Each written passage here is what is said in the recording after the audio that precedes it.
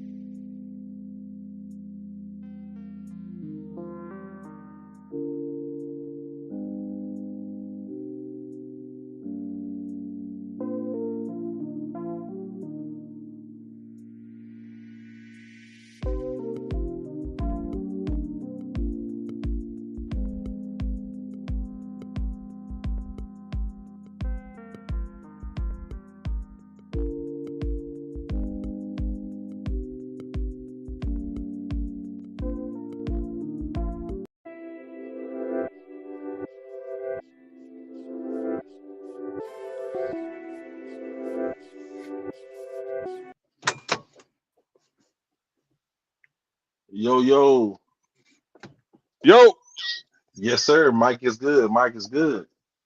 good Mike, good Mike. Yes, sir. So, Blackberry, well, we're gonna start it off with you, big dog. So we're gonna pick up where we was left off on part one and on part two. hmm Okay.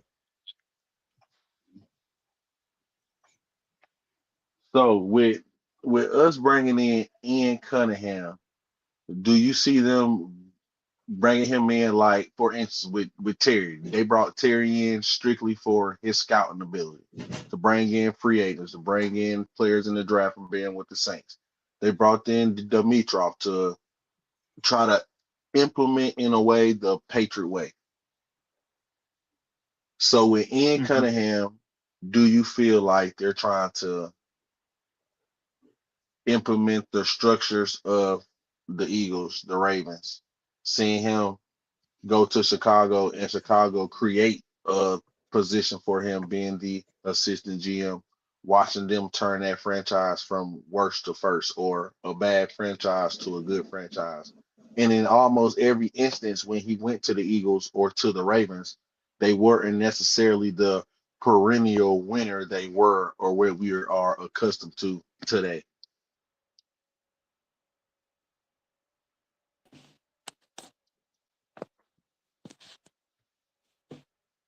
Can you hear me? Yes, sir. Mike is good. So, do you feel like they are trying to bring in to take everything he learned and build his own identity, or they're bringing him in here strictly because of where he been to get that same type of structure implemented here in Atlanta?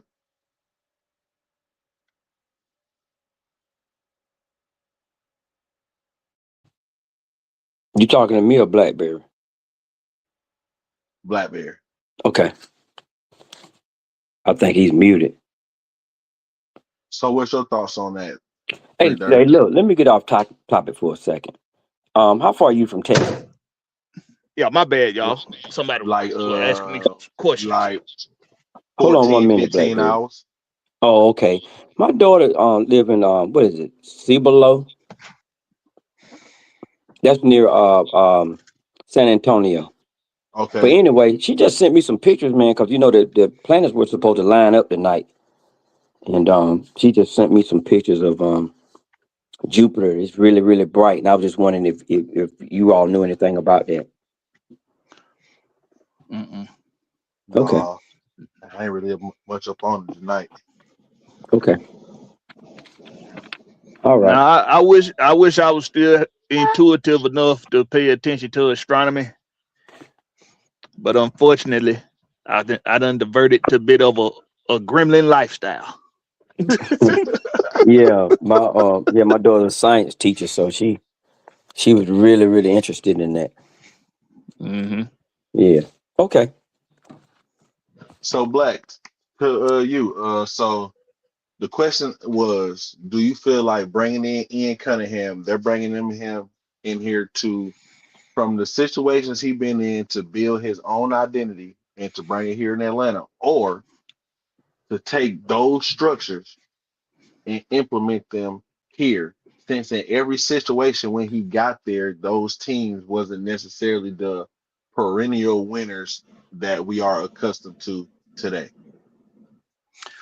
I think it's they want the Ian Cunningham that he's become from being in those organizations, and how he's going to implement each one of those situations, each one of those organizations' methods, and how he circumvented them to be what they are for him, to make it his own concepts now. Just like how Kevin Stefanski described how he saw things in a different way of his running attack, and when he first hired Bill Callahan to be his offensive line coach in Cleveland, how he implemented his concepts along with his, married them together, and he feel like he got the best run system that he could have at his disposal. So it's a combination of everything. They want the Ian Cunningham that's going to put the best methods together that he's adopted within himself to make his own. They don't necessarily want New England stuff or just Baltimore stuff. They want whatever Ian Cunningham this feels like is the best of the marriage of all of those things. So whatever his they want the mind of Ian Cunningham. In other words, they want that experience that he has from those organizations, how he saw success happen, what didn't work and why it failed, and how they picked up the pieces to bring back some success from the failure. That's what they want from Ian Cunningham. I can see that. And just looking from where we been, you want his experiences, because with Terry Fontenot, the only experience he had was with the Saints, so he only knew how to operate one type of way. When it came down to Thomas Dimitroff being with the Patriots, he only knew how to operate one type of way. So like, I can see what the Falcons are trying to do with the Ian Cunningham situation. You're trying to take all those, like, just like you just stated, take all those situations, take all those experiences, and build your identity. Mm-hmm. What's your thoughts on this, 3 Dirt?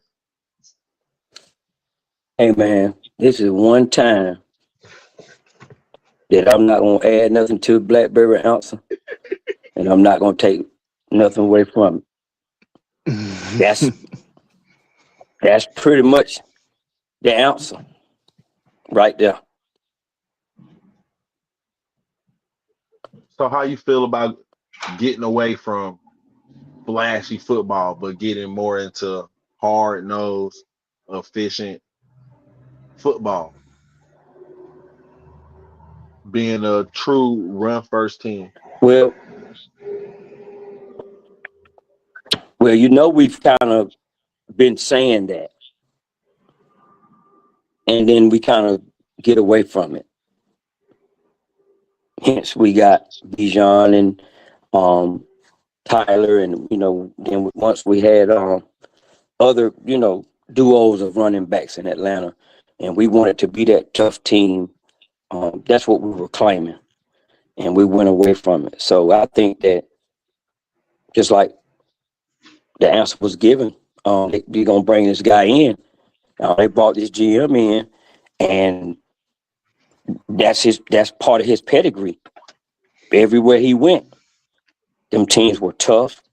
They were run teams. They had tough defenses, and with his counterpart over there, Matt Ryan. Matt Ryan done seen all of those scenarios also. So I think that vision is not going to be hard to be put together when they start getting these players. So like we've been saying, we can't say that we've done what we need to do, but things are looking up. The expectations right now that I have are not unreasonable. That these guys are going to come together, and I'm just waiting for the first moves before I really speak on them. What's your thoughts on that, Blackbeard?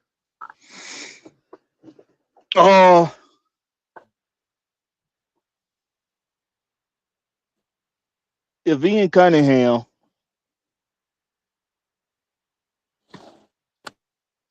if not even Ian Cunningham, when Kevin Stefanski, if he said that,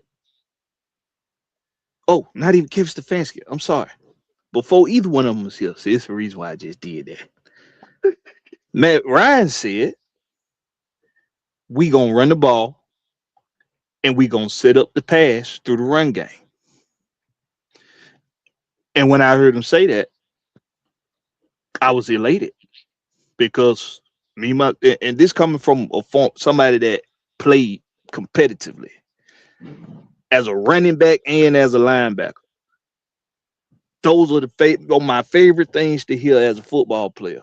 We're going to run the ball and we're going to set the pass up through the run, because I love the grit work. I love the grind work of pushing 3 yards, 4 yards, 3 yards, 4 yards, eating away at a defense. And then I'm going to be looking at, we had a guy named Evander, one of my partners, man, growing up. And Evander, he track star for us at Stone Mountain. Then he was a track star at Tennessee for the Volunteers. Went on and trained some Olympics folks. He competed in the Olympics for, I think maybe I think he did compete in the Olympics. But we gonna beat you up front and drain you. And then we gonna try to catch Evander coming out the backfield on a wheel route going down the sideline. Or my partner Josh, who like a brother to me, we gonna catch him going down the sideline at receiver on a 9 route, and we gonna beat you over the top. After we done beating you up in the front, now we're gonna make you pay attention to what's going on deep down the field.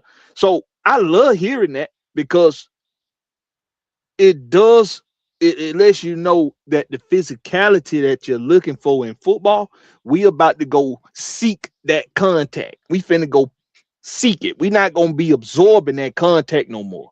And Tyler Algier is, to me, the perfect guy to implement in such a system, because that's exactly what he does as a player. He's not looking to absorb contact. He looking to give it out. That's partly reason why he don't fumble the ball and why he's damn good at getting tough yards. So when I heard that from Matt Ryan, and then I heard Kevin Stefanski say we gonna implement uh, a gap discipline run game within our wide zone scheme, I was like, okay, yeah. So this is back to what to I've been accustomed to as a normal running game, because a normal running game consists of both wide zone scheme and gap discipline run plays. It's just which one are you gonna run mostly of? And our strengths, because that's all we've been running, is a wide zone scheme.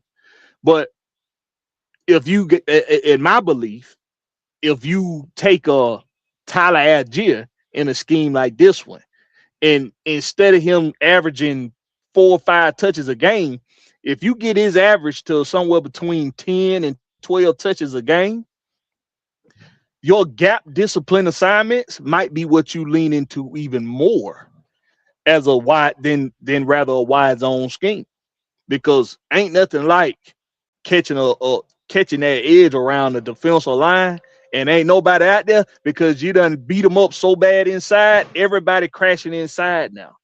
So you leave all that open space out there for Bijan to catch somebody slipping in a screen on a stretch play.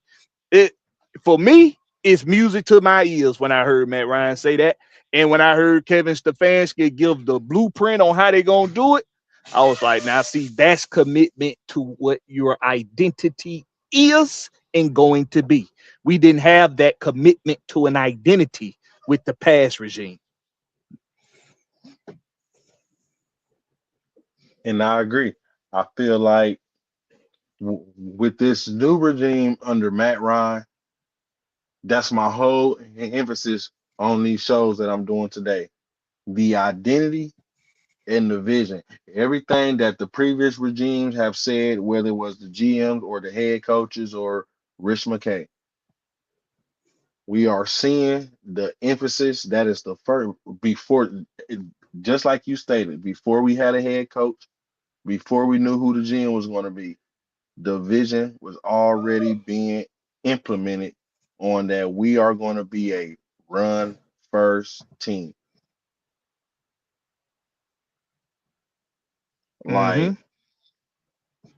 yes, we might have 1,000 yard receiver, but don't expect this to be something like 2024 where you had 1,000 yard receiver or almost 1,000 yard receiver and a 700-800 yard receiver plus a 500 to 700 yard tight end. I don't think those type of offenses are going to be implemented here in Atlanta anymore. I don't see us being flashing. I see us playing efficient football. Just like my comment earlier, we are building this team for a quarterback. We're not building this team around the quarterback. So where if it's Michael Penix Jr. or any quarterback, this team should have success. The same we seen in Baltimore, the same we seen with Philly, Pittsburgh. We seen it with Pittsburgh at a scale that's almost like Atlanta. They haven't had a big name quarterback since right now with Aaron Rodgers, and they still was making the playoffs with a Mason Rudolph, or still having a winning competitive season. And I feel like that's what's been missing here in Atlanta.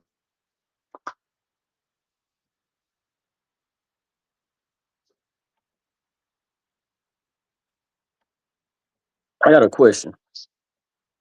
Yes, When sir. so because I'm trying to starting to try to do research so I can have some of these answers, but I don't mind asking when. So when are they going to be able? I know they're at the combine right now. Um, when are we going to be able to make our first moves? In about two Pertaining weeks, to free free agent. agency, the Yeah, like players that's not on our roster, like here, like within like the next 14 days, that's when free agency opening up. And do you guys see anybody that might be coming March 11th. available? March 11th. Okay.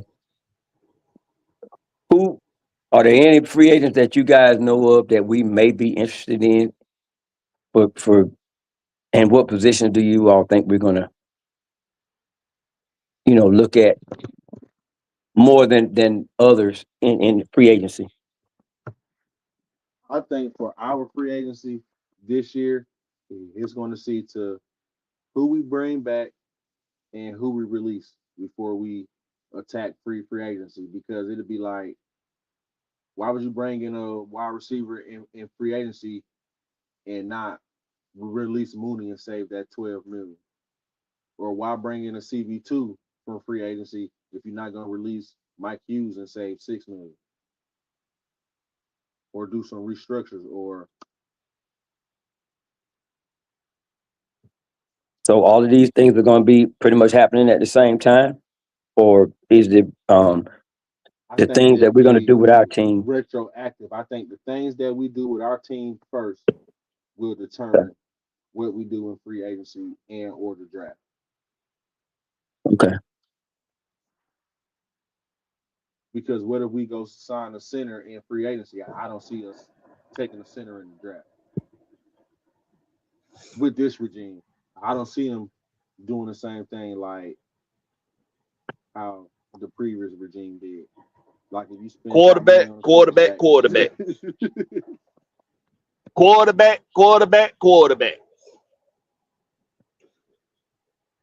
That's what I So think the main focus in free agency should be quarterback.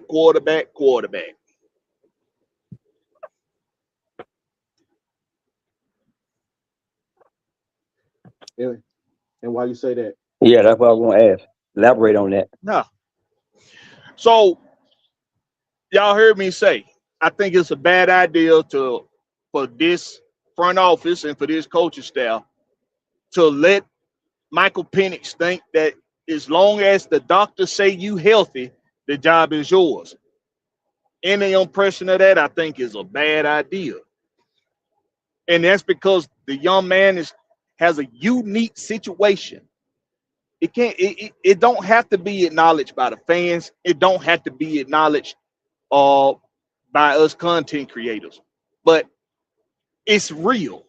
It's a unique, real situation. Most guys his age are not coming into their third season in the NFL with 3 knee surgeries. It's not a normal thing. It's a very unique situation. And while, yes, he got plenty to be inspired by and motivated by to get healthy, be his best self, and go 100 extra yards on getting right every single day. Put in all the extra work, put in all the extra effort. He got all the motivation to do that as far as getting healthy go. I need the Michael Penix that after he healthy, he become the hardest working man in the building. He become the only person out there that we look to make the right choice first when I'm talking about out there on the field. I need to be looking at him to make the play. I need to be looking at him to do all the right things, because when I see that he done put in the work after he done put in the work to get healthy, I need to see that he beat out somebody that undoubtedly in this league has had the clout, the experience, and has had all of the everything that MPJ done already seen. This dude done seen it already in this song. If he beat that person out, like a Jimmy Garoppolo, if he beat that person out, then it's gonna be because he really earned that shit. Because Okay. Jimmy G, you can bet your ass Jimmy G he's working extensively, even right now as we speak, to make sure that he gonna be the guy to win any job he go into this season. Yep. Okay. So basically, you bringing in a bridge, but you want that bridge to also be competition. Nope. I'm bringing in somebody that can win the job, period. Okay. That's what I'm bringing in. Not a bridge. Somebody who 5 years from now, he can still be the starting quarterback on his team. So you gave me one option in Jimmy G. You got some more options that we could possibly bring in here outside of Jimmy G? As far as free agency, Yeah. um, Free free who else? I don't think who else is a free agent quarterback. Really, Jimmy Garoppolo might be the only guy that of that caliber that's a free agent. Okay, so what is your thoughts on Tua and Kyler Murray and them doing the same thing that Russell Wilson did, to where the money they're getting from their previous team will offset and they could possibly sign for a vet minimum? Would you bring Okay, in well, Tua either one is of a them? guy that can do that. Yeah, Tua's a guy. Now Tua will be a free agent, so Tua is a guy that could come in here and be that and serve that purpose. And you would have to do a trade for Kyler Murray. But um, you said based off of the money, would I bring those guys in? Yeah, so okay, so like both of them, they're in the same situation that Russell Wilson was in with the Denver Broncos. So once they are released from their team, they're still going to get their contract. So either one of them could sign for a vet minimum the same way Russell Wilson did with the Giants. Would you consider either one of them to come in here to do the same for Jimmy, same as Jimmy G? Yeah, absolutely, Hey, absolutely. let me ask a question, man, that might start some trouble. What quarterback, either one of y'all can answer this. What quarterback, if they were brought in by trade or whatever, if they brought this particular quarterback in that we probably could get, would in your mind say Penix might not be their guy?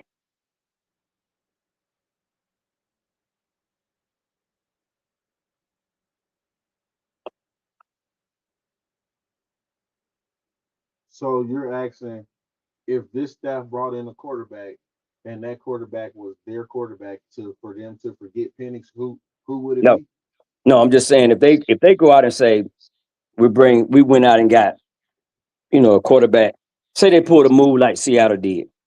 What quarterback in a situation like that could you see coming to Atlanta, and then you'll say that's the sign that they might not be um going to be fully invested in Penix, other than him, like Fandemic said, finding his way back.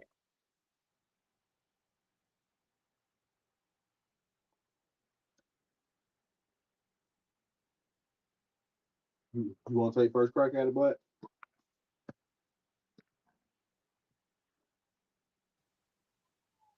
My bad, my bad. Y'all give me a minute. I'm trying to get this air pressure built up on this truck. My bad. Give me a minute. so Did you hear the question? so like a quarterback, like you saying, like somebody like a quarterback like Sam Darnold, who was basically considered a bust but came here and had success. Yeah, if you see a move like that, what quarterback would they bring in, and you might say, that might be a sign that they're not really going to put too much more in Penix based off of what they've seen, before we even go into camp. Pandemic, give me a name too down there, man. Like maybe somebody like Kenny Pickett. Okay. I'm just trying to think of like quarterbacks who just got the raw end of the deal and basically just coming here and just revamp themselves like Sam Darnold. If we went and got a guy like Mac Jones, would that be just like a something that'll be like, something else about to go on? I mean, you would folks will say that because of the success he had when Brock Purdy went down to San Francisco. I don't know, because he still ain't got like, unlike Sam Darnold, he ain't been disowned by the league yet. in my opinion, with Mac Jones. Like, if the 49ers was to release Mac Jones right now, I believe that Mac Jones will have a job faster than Tua or Kyler Murray. Yeah, Matt Jones, Jimmy Garoppolo, like we said, if they made a trade for Kyler Murray, if who else I was just thinking about? Who that I was just thinking? God damn it, I lost the damn. Like, let me say, let's say they do it. Let's say they reach out to Indianapolis to see if they want to make a trade for Daniel Jones, or is Daniel Jones already a free agent? No, Daniel Jones is a free agent because he only signed a 1-year deal. What if somebody like Daniel Jones? Daniel Jones, one of them dudes. Wow. But Daniel Jones coming back from injury. He's injured, right? From Achilles. Was that an Achilles tear? Yeah, I think it was an Achilles or the ACL. One of those. Okay. Yeah, I was just asking. I was like, because I'm a big guy for reading the room, and I just didn't have a. Go ahead. Well, basically, if they trade for anybody that started for a team recently, if they trade or make a trade for anybody of that nature, then that would be an indicator that they not putting as much stock into Michael Penix as a lot of fans think they are. In 2026, if they go trade for a quarterback, I don't see Michael Penix going to play in 2026. Okay.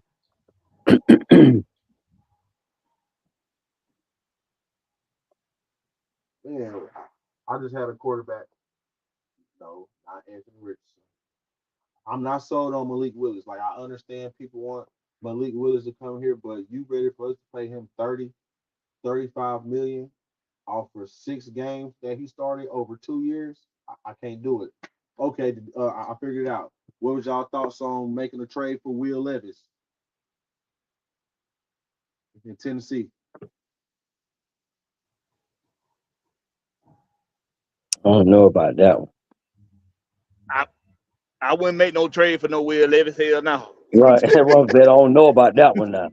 But I don't know. I'm gonna put my hands back in my pocket on that one. Shoot. Hell no, I ain't making no trade for no Will Levis. I like the Jimmy G idea. I like the Tua idea.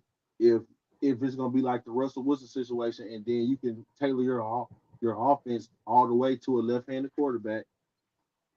I like the Kyler Murray aspect a little bit, but not more than Jimmy G or Tua possibly being here. But I feel like if we go after somebody like Tua, Michael Penix not playing in 2026. Jimmy G, I think he could come in, and then we're at a sustained spot to where he comes in and he has to start. He understands, like, okay, when it's time, when Michael Penix takes over the offense and he beats you out in practice, then stuff like that, he's gonna come back and take over this team. Yo, see, I don't want us going to get nobody like that, because I don't want Michael Penix to think that he got a job here in Atlanta after 2026 even. I don't want him to think that I'm for sure going to be the starting quarterback of this team. I want him to be fearful of his job in Atlanta. That's what I want. I feel you. No matter what, So do I. Coming out the gate, you got to work. Right. I got you. So if they go get Joe Flacco, then I'm gonna know then that they getting a bridge guy in here to come. Even if he got to play all of 2026, the bridge guy ain't gonna be here in 2027. It's gonna be Michael Penix's job. Yeah. So, like, in saying that, I don't know about Geno Smith, because I feel like that's one of those guys. You bring him in here, but you only bringing him in here. It ain't really no competition to be a bridge. Michael. Right. Like a reset. I feel I like need that. what Kobe I just need him said to was have just some being edge, bred. man. Yeah, I need somebody who want like after hearing Blackberry explain it, you bringing in somebody in here who want to start. Like they done been the starter. They done been to the playoffs. They done been to the big stages. You bringing in somebody in here that if they get on this field, it could be a solid possibility that Michael Penix Jr. don't get this job back. Right. It ain't You a making them earn it. right. It ain't no. We're just bringing this guy in here for one season. Like they're trying to build this team to where it ain't no mediocre season. We could bring in a quarterback to come in and do the job. Mm-hmm. So You see, in I saying that, I always oh yeah, go ahead. so in saying that, what about Anthony Richardson? To do what?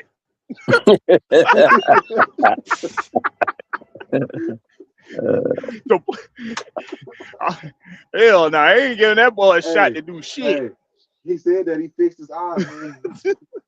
He could have had the same issue that James had. And that way he said it was something wrong with his eyes. Mm-hmm. Okay, well, you go because you got a cataract took out your eye don't mean I'm Wait, But he bring the doctor note to work, right? but the type of yeah. quarterback you described, Blackbeard, like what type of quarterback is out there in free agency or worth the trade? True, but not him. I didn't like him in college. He was I thought he was a gadget quarterback. He was a gadget quarterback that was getting away with just basically just being able to use his legs. And ain't nobody telling him to do no different. He was Justin Fields in college. Then he came to the pros.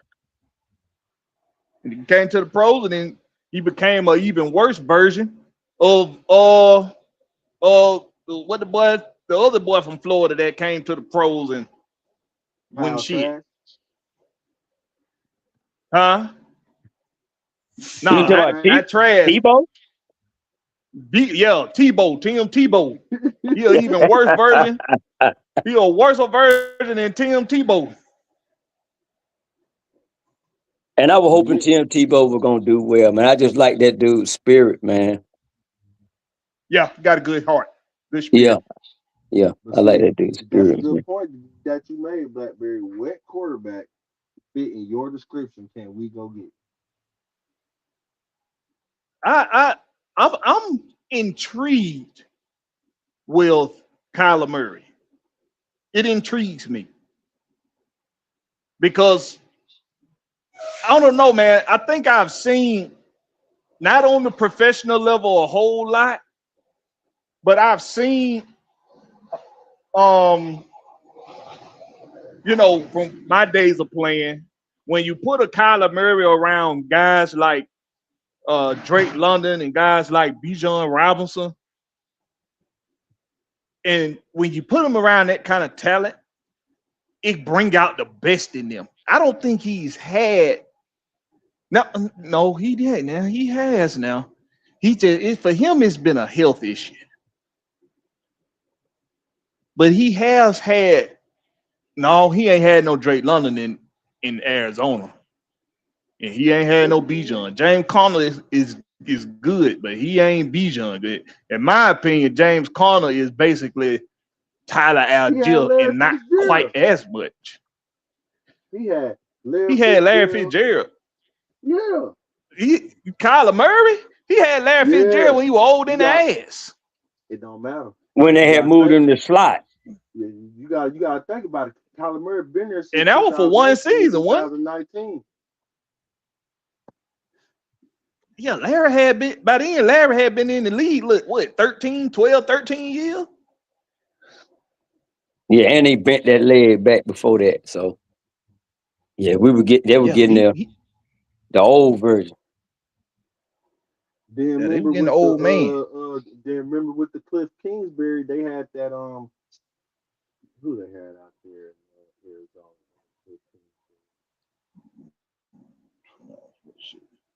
Because they They got ain't Marvin had nobody Harrison a Drake Jr., London they caliber. have Michael Wilson now, and then they got Trey McBride now.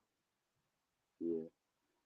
Yeah, now Trey McBride is a damn good option, but And James they ain't Conner. as far as like the level of talent we got. He ain't had that. Yeah. Okay.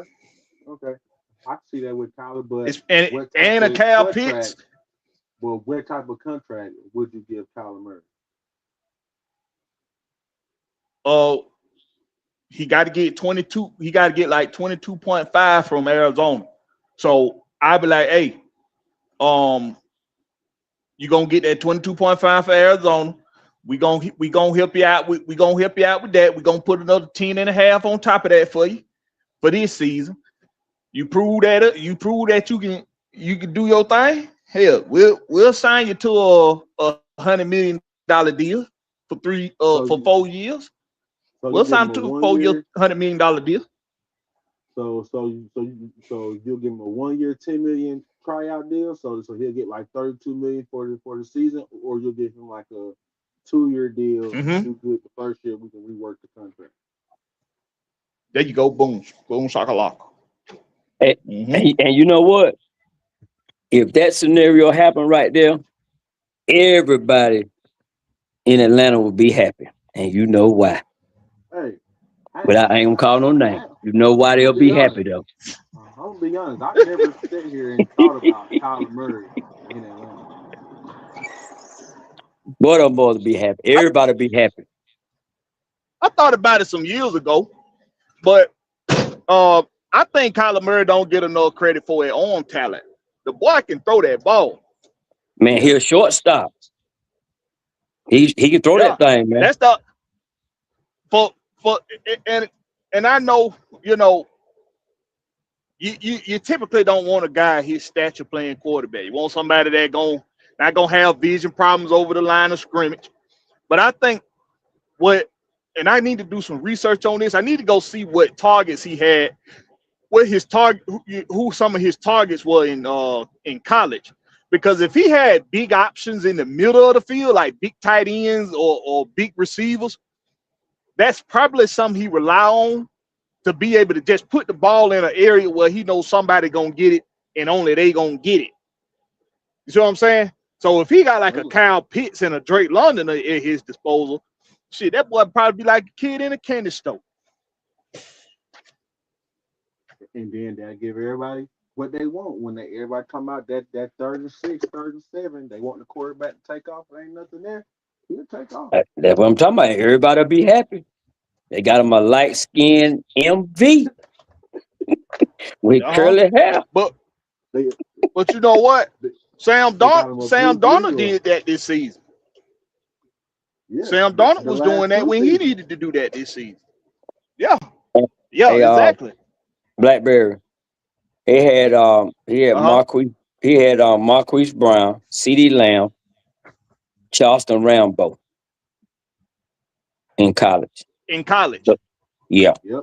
At Oklahoma. Come on. CeeDee Lamb, come on. Yes, sir. So he done had a CeeDee Lamb before and was a Heisman winner. Give him a Drake London and a Kyle Pitts. And a Bijan Robinson to take the slack off everybody. Right. That's what he had now. See, now you want that will light a fat. Now, the only problem is that I got with him is the injury history. That's the only problem I got. But you bringing him to this offense, we ain't looking for him to run. We just know that that's a weapon we got in the bag. There you go. Did that go back to the statement I was saying earlier? Build the team for a quarterback instead of around a quarterback. I like it. That's what Seattle did. I like it. That's what Philadelphia did. That's what the Vikings been doing. Yep, that's what Philadelphia did. That's what the Ravens did. Pittsburgh, like the blueprint for what we're trying to do, it has been implemented and been successful. We just got to get to the point of building the team the right way. And if you don't build the team the right way, you won't be able to have a structure that's sound. Like if we get this structure right And it's just like we've been saying. You can bring in any quarterback, pocket passer, dual threat, scrambling quarterback, because the system is the system. The system don't change. You just got a different handler, but the system is still the system. Hey, y'all let me know if it's too loud in the background. The daycare got a loud motor. No, you're all right. Yeah, he had Trey Sermon and Kenny Brooks as running backs. Yep, because I remember when Trey Sermon came out of Ohio State, and he had, I mean, that's one, like, I've never really sat down and thought about the possibility of Kyler Murray to Atlanta. But the way Blackberry just broke it down, with these weapons, it could work. It could work. Mm-hmm. I think it'll work. I don't mind doing it. And if it's something that's gonna bring the best out of Michael Penix, is that situation right there. Because not only is Kyler Murray capable of being that guy, but the Falcons traded to get that guy. So it's like, yeah, I need to see what you made, young fella. Because if you're listen, man, it sucks, okay? It sucks that you haven't had 3 knee injuries. That's not on you. That's just a stroke of bad luck. It sucks. Mm-hmm. But one thing we cannot do, we cannot make business decisions with our hearts. We got to make business decisions with our brain. And the smartest risk and the smartest thing to do when you considering the risk and the reward right now with this team is the risk that you take. It better be a high reward at the end of that road, or at least the potential for high reward. Kyler Murray gives you potential for high reward. And so does Jimmy Garoppolo. And so does Mac Jones. And so does, well, I ain't gonna say Tua. That now the jury is out on that some bitch. But we done seen what Tua's capable of when he in a good situation. Oh, that's who I meant to, bro. That's who I meant to ask you about the other day, and I couldn't get his name out. Remember, I was saying, "Hey, man, I'm thinking of a quarterback," but I couldn't get his name out.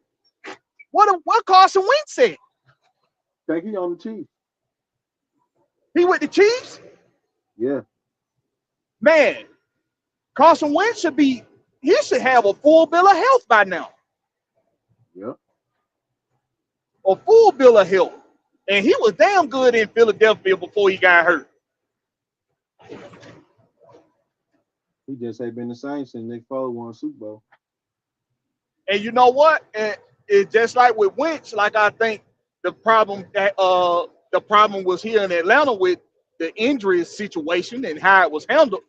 I think he himself, he tried to push his back to get back too soon. Like in sports, man, if I can, like my mother-in-law, God bless her, she had a torn Achilles some years ago. My mother-in-law had a torn Achilles some years ago, right? Walk around just fine on it. But even trying to do some simple tasks, like they got wash and dry that's front loaded, that's not stacked in the house.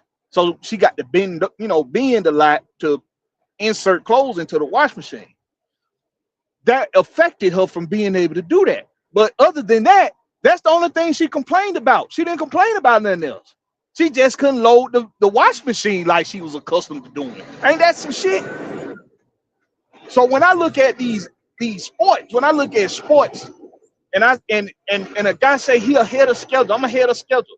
Well, see, you're rehabbing, and in rehab, you're doing a lot of things that you typically do anyway to work out joints and muscles and bones. You're doing a lot of those same things. It's just you implementing some new workouts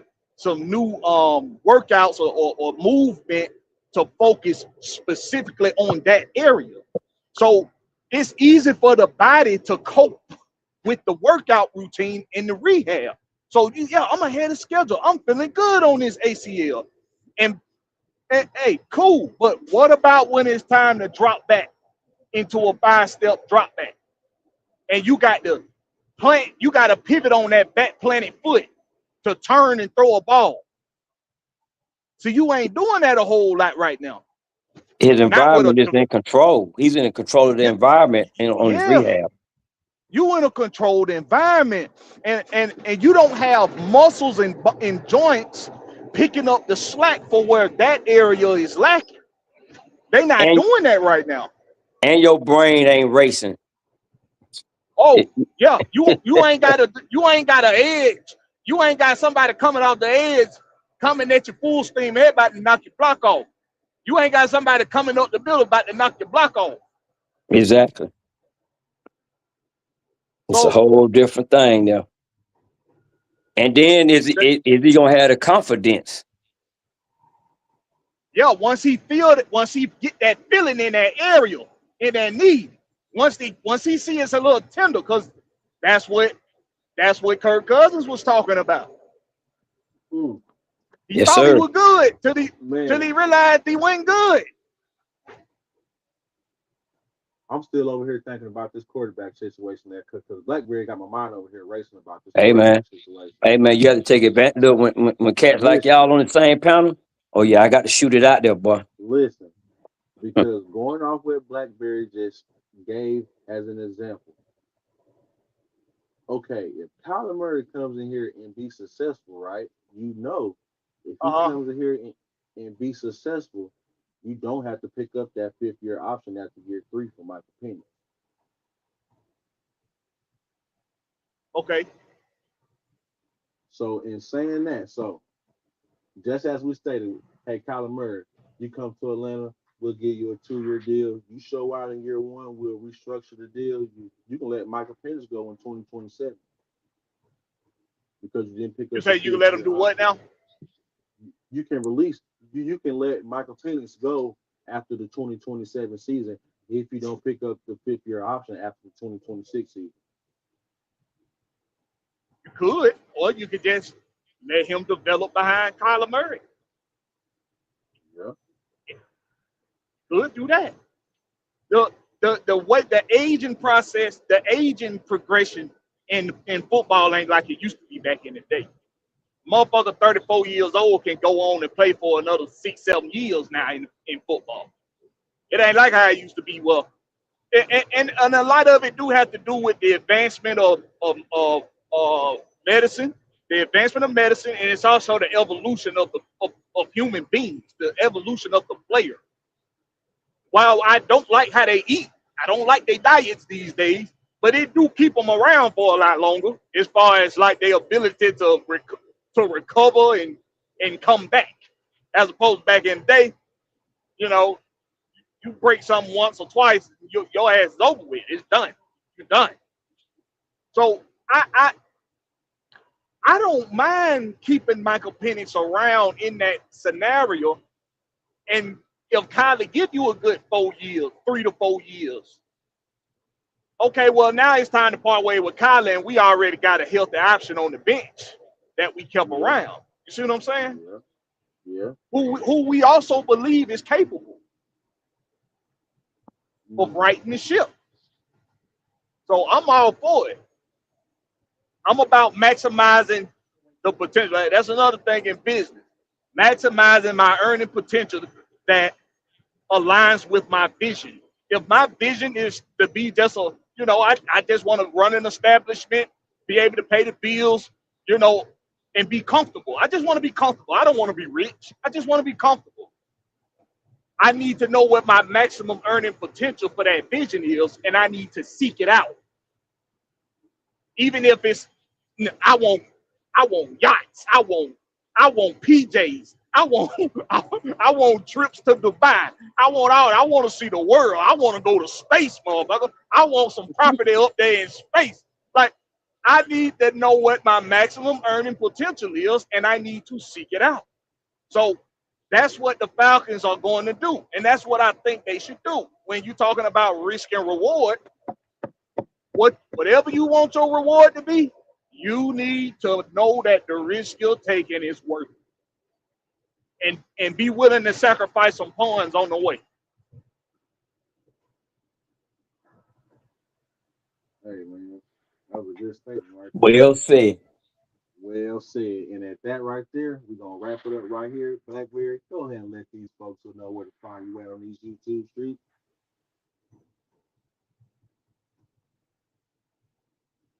The volume done got real low. Can you hear Gas Boy? Can you hear me now? Oh, Yeah, I can hear. yeah, I can. Yeah, I can hear you now. Yeah. Okay. So right now, we're gonna stop the show right there. Blackberry just laid out the blueprint. There is no need for no rebuttal. There ain't no need for no discussion. And if there is gonna be a discussion, we're gonna save it for another day. Oh yeah. Amen. Blackberry, go ahead and let these folks know where to find you at on these YouTube streets. The home team with Blackberry, that's Blackberry No C, just a K on YouTube, and Blackberry Lorettes, that's Blackberry No C, just a K on X and on Facebook. Appreciate you for having me, man. Yes, sir. All right, Daddy. Good I catch you job, on the man. next. 10-4. 330, Chat OG. Yes, sir. There you go. You know. Thank you for coming on another episode of GATXBOI Speaks. And as y'all already know, the new era is here, baby. Yes, sir. Check y'all out next time.